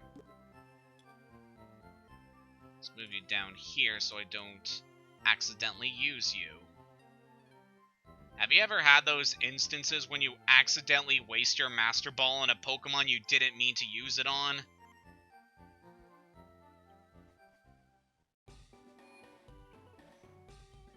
I did have that happen to me like last year, and it was pretty annoying. So yeah, Cinnabar Island. This is an island built on a volcanic island, although there's no volcano to be seen here. It does erupt in gold and silver and destroys the entire town, which is kind of upsetting, but everyone managed to survive anyway. Scientists conduct experiments in the burnout building. You know, the one they call the Pokemon Mansion. Pokemon Lab. So yeah, this area is kind of a science center, and has a lot of different stuff you can do here. We study Pokemon extensively every day. People often bring us rare Pokemon for examination. A photo of the lab's founder, Dr. Fuji? How curious. Hello there, do you happen to have a Raichu? Would you agree to a trade for my Electrode? That is a very bad trade. I mean, by this point, you should have either a Raichu or an Electrode by now. And both of those Pokemon are still pretty easy to find and around this point, so that's definitely a trade you do not want to do. I found this most remarkable fossil inside Mount Moon. I think it's of a rare prehistoric Pokemon. Hi, do you have a Venonat? Want to trade it for my Tangela? Now, this is a trade that is actually pretty decent. Venonat are fairly common, while Tangela are only found in one route in the game. So, I do kind of recommend you do that trade if you like. I'll teach you a nifty move. Teach her to a Pokemon and watch the fun unfold. It's a move called Metronome. Oh boy, this attack. Metronome is a very interesting attack. When you use Metronome, your Pokemon will randomly use one of pretty much all the different attacks. I think there are a few exceptions, but for the most part, you'll do any attack that is available. And it is just... if you definitely want to have fun and challenge yourself, I do recommend using it, because it's just so fun when Metronome pulls off some really awesome move out of nowhere, or it gets wasted on like a very weak or not effective attack like Splash. I'm gonna go ahead and trade my Venonat just so I can get a Tangela very easily. You can always catch one yourself, but this is still a decent way to get a Tangela if you already have a Venonat available. They're very common bug types, you don't need to worry too much. Tangeni. That is a very weird name. Thanks, you're a pal.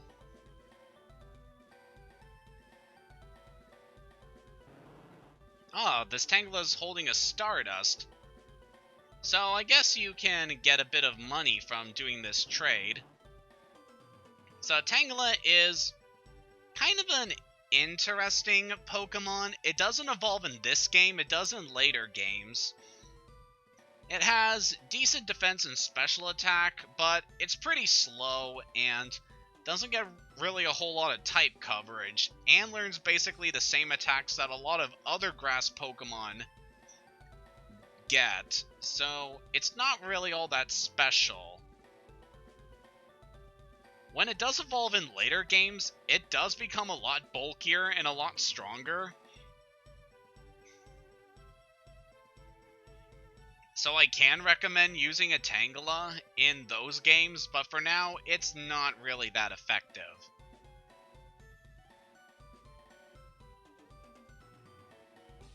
But it fills up my Pokédex, so I'll take it.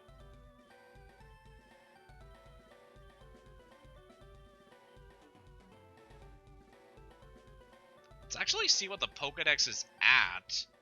56! We only need 4 more Pokemon to get the final Pokédex requirement. That's very good. Eevee can evolve into one of 3 kinds of Pokemon. At least in this game. Later generations introduced a lot more evolutions, but for this game you have only access to 3 of them. I'm looking for the Pokemon Ponyta. Want to trade one for my Seal? This is another way that you can get Seal, but I prefer to get it at the Seafoam Islands. Also, Ponyta, by this point in the game, you cannot catch a wild one. They're found in an area that we will be seeing much later on. Hiya! I am important doctor. Yes, very much so indeed. Here, I study rare Pokemon fossils. All the time I study. Have you a fossil for me? So this guy is the person that we want to bring the fossils we found to. We can give him either the Helix or the Dome fossil that is found at Mount Moon, or the Old Amber found at the Pewter City Museum. Oh, that's Helix fossil, is it? It is fossil of Omanyte, a Pokemon that's already extinct. My resurrection machine will make that Pokemon live again. So, you hurry and give me that. I take a little time, you go for a walk a little while. Okay, so it's gonna take a while for him to revive that fossil Pokemon. So why don't we go outside and let a little time pass? Okay, that's enough time. So yeah, all you have to do is leave the building and come back, and he should have the Pokemon ready for us. You late! Where were you? Your fossil back to life. It was Omanyte, like I think. So this is Omanyte. It's one of the few fossil Pokemon that were introduced in this game. It and Kabuto are both water-rock Pokemon, the only water-rock types that can be found in this game. They start at level 5 this late into the game. Oh, it's a modest nature. That's actually pretty good for the water side of it.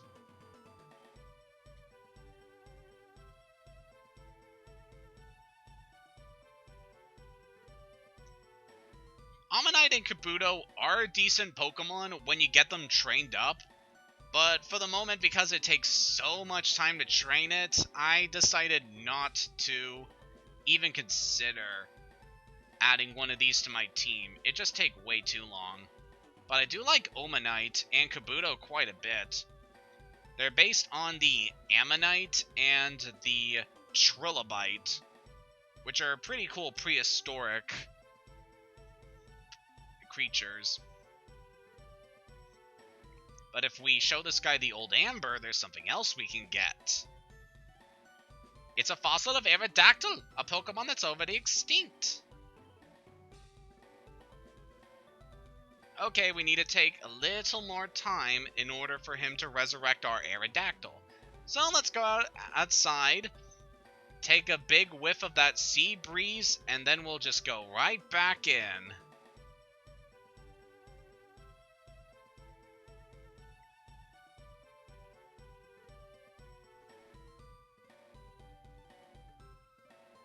Hello, Doctor. Thank you. You come again!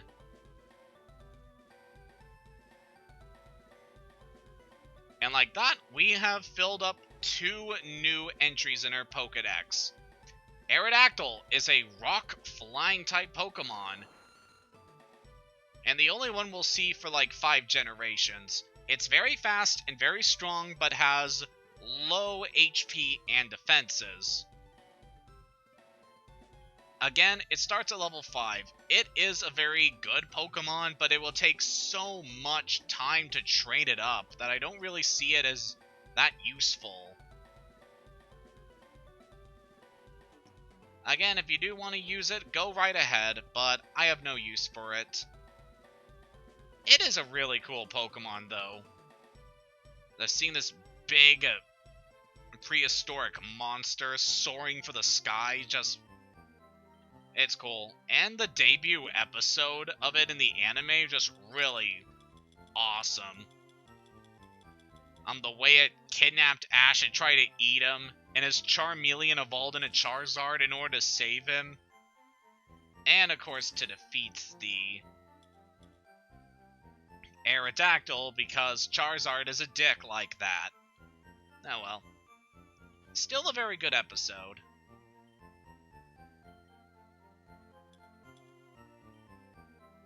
Let's move this Ice Heal up here.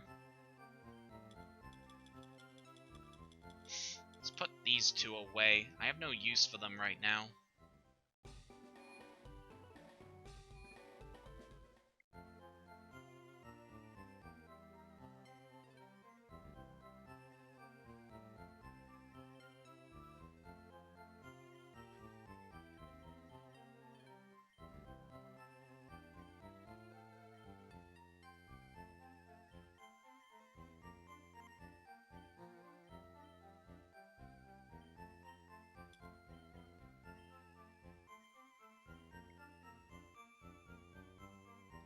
Now, I would like to continue the story, but we're almost at 2 hours.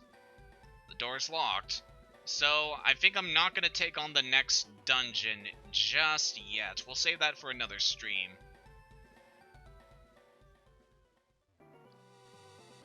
For now, though, let's go up Route 21 and take out the trainers that we could have fought here had we went south from Pallet Town.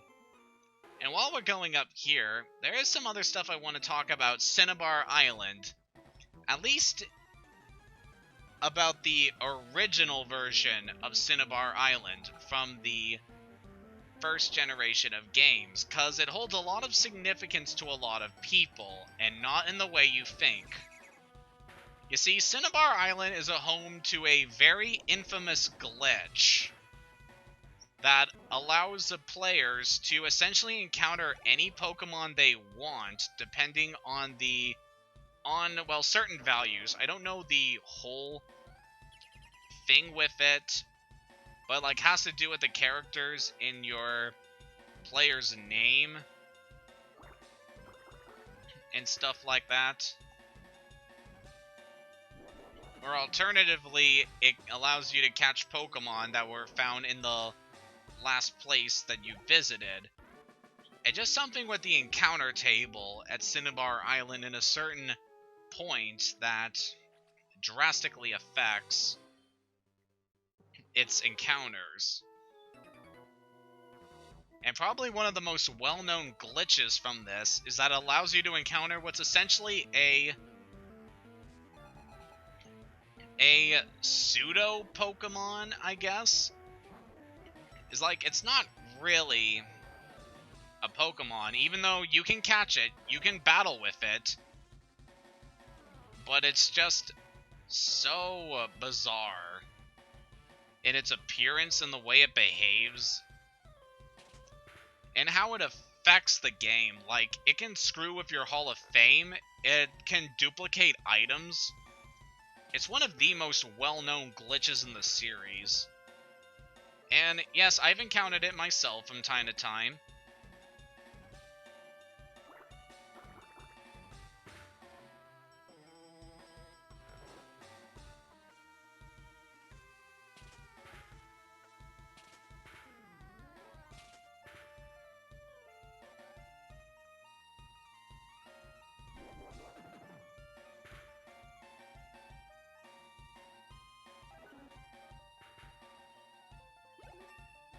Good work, Crunches.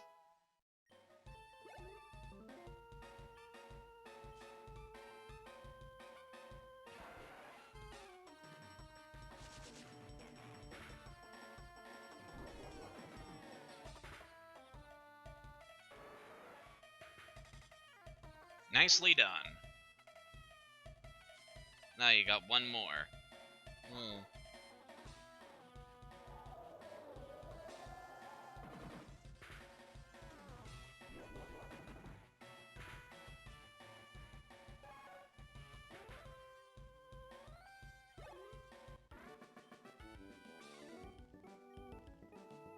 Yep, you lost.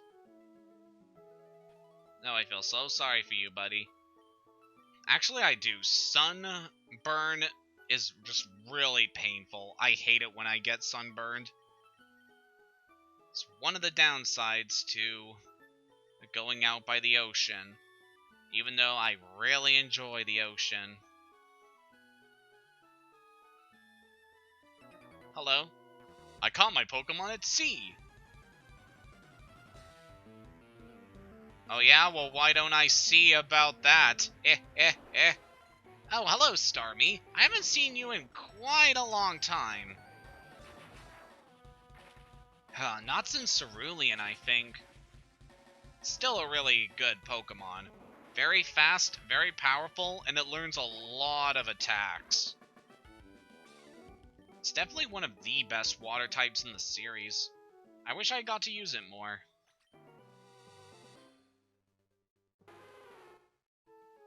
Hey, maybe I will when I play Let's Go Pikachu. I mean, I'm not certain yet if it is a version exclusive like in this game, but who knows.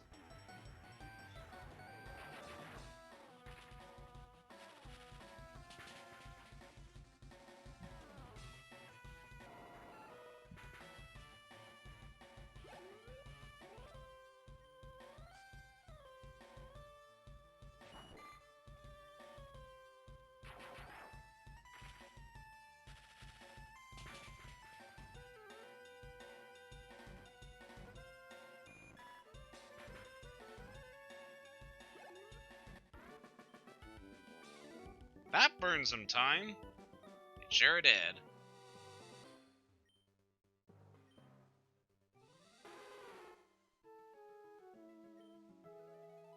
Now, there's probably a few items out here.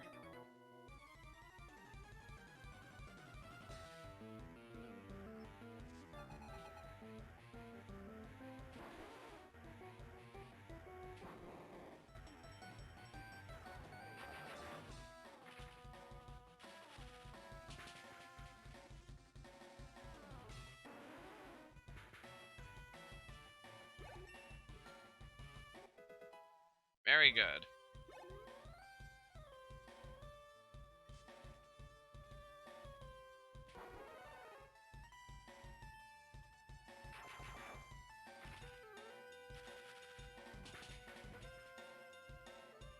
Good work, Mimian.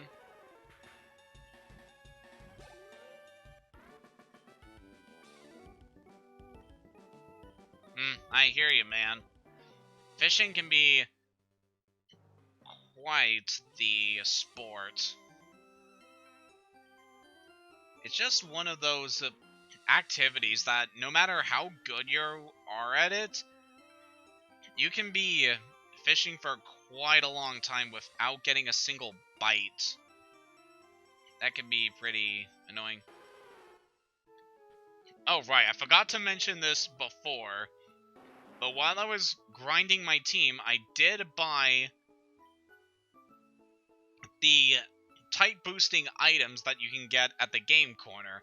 So I got a charcoal for Raffian, a miracle seed for Bella, and a mystic water for Superior, just to give them a little extra damage with their attacks. The sea cleanses my body and soul.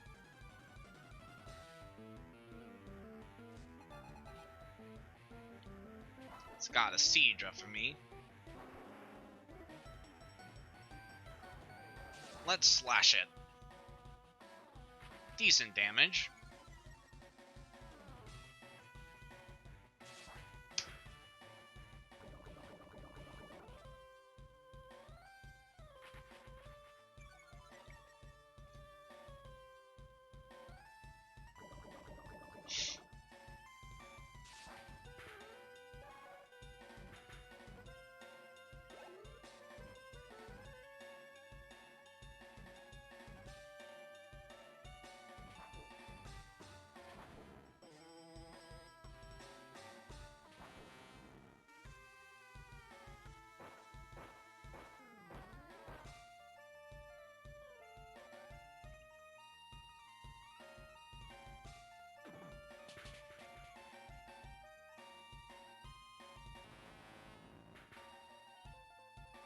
Good work, Pine.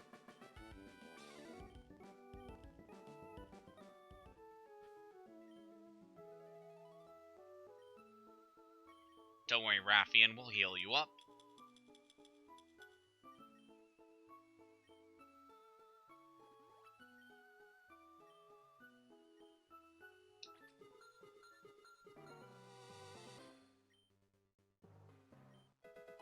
Ooh, a pearl. We can sell that for money.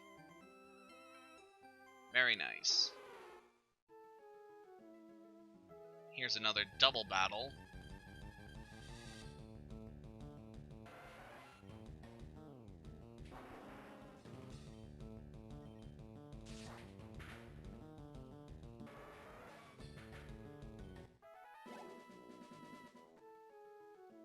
One thing I do feel about this remake that's a little lacking is that the double battles in this game definitely feel tacked on. And that you don't get to see a whole lot of strategy in these battles. Later generations do a good job of showing the different strategies and techniques that can be used in these double battles, but this game doesn't really go through that.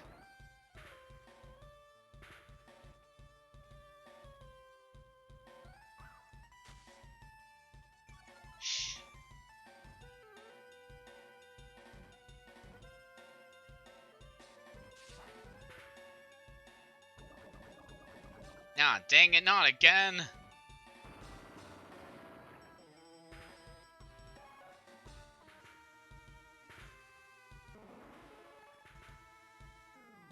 Well, good work, team.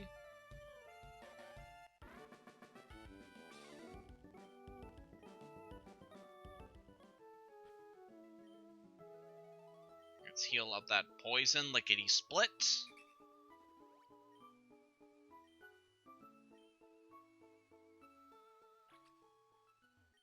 You want to know what the fish are biting? I mean, what else would they be doing? The can-can?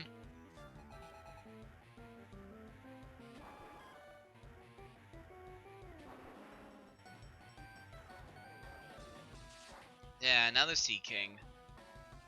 Oh boy.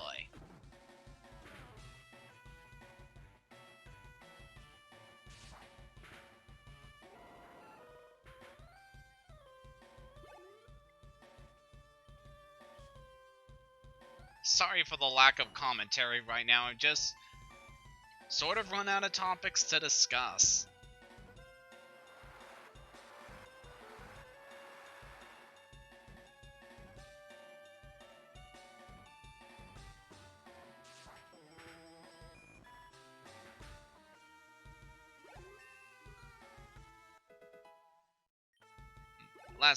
At least Raffian's leveled up again.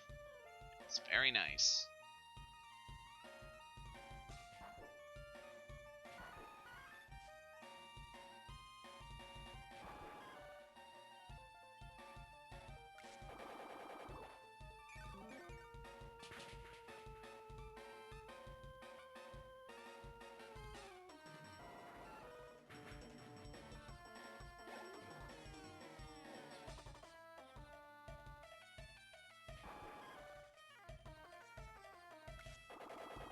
It's just that most of these battles aren't interesting. It's like I'm significantly higher level than everybody on these routes. And their teams are just so bland.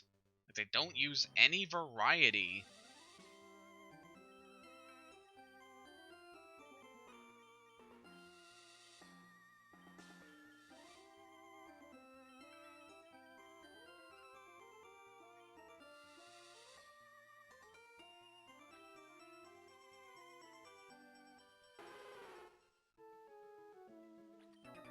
I got a big haul. Wanna go for it?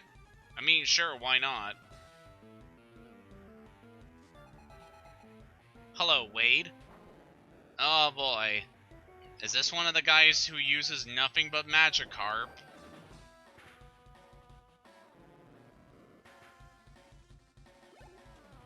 It is.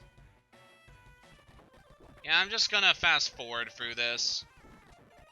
This is not an interesting battle in the slightest.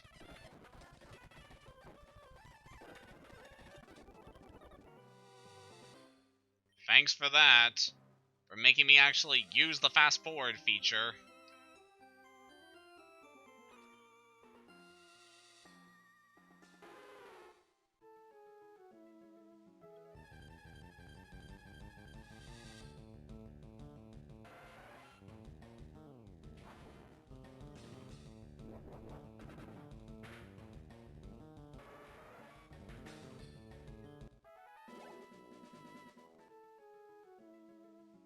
But like that, we finally arrived in Pallet Town. By the way, the grass, back on that route, that is the area where you can catch Tangela. But I think with that, we are done here. Next time on Pokemon Leaf Green, we're going to return to Cinnabar Island, we're going to explore the Pokemon Mansion, and hopefully take on the Gym Leader. Have a good day, and take care.